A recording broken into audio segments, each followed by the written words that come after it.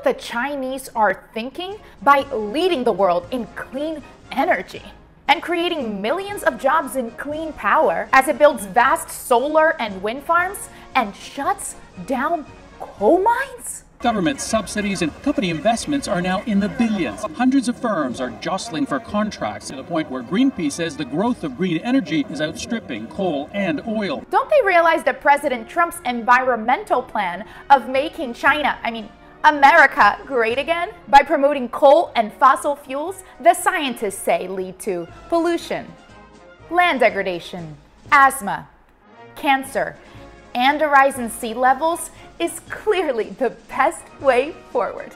Plus, just because they say that coal is the greatest single threat to our climate and is the most polluting way possible to generate electricity, and as China apparently knows, leads to premature deaths due to air pollution. The elderly and children do not go outside, and I usually put on a mask when going out to work. Doesn't mean we should just move towards renewable energy. What do climate scientists know anyway? That's why I praise President Trump for eliminating federal subsidies for alternative energies like wind and solar, along with electric cars, and for opening 30 of our protected national parks for oil and drilling, and for being the only country in the world to withdraw from the Paris Climate Change Agreement, and for slashing funding from the Office of Energy Efficiency and Renewable Energy by 71.9%, and for, of course, opening up federal lands for coal extraction.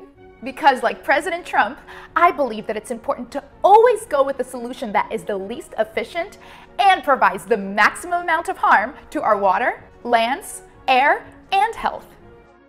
That's just a fair price to pay for doing good business, folks.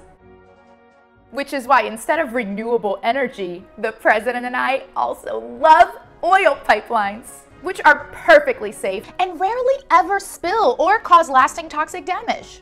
Just look at the numbers, folks. Since 2010, there have only been 4,269 pipeline incidents reported, which is only a total of 2 paltry oil spills a day. If that's not safety, then I don't know what is.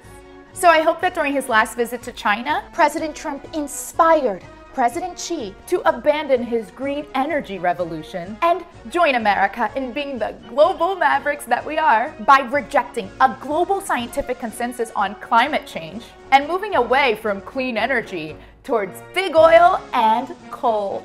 The guys who are going to make out here are the coal magnates. Those certain rich people stand to get richer. You mean like Wilbur Ross, the Secretary of Commerce, who is himself a coal magnate? But if the Chinese do persist in their bid to radically improve their air quality and decrease global temperatures, why are you building so many solar farms? We intend to bring a better future to our next generations by using such clean energy, reducing the air pollution. All I can say to them is forget about future generations and live in the present moment, like we do here in America.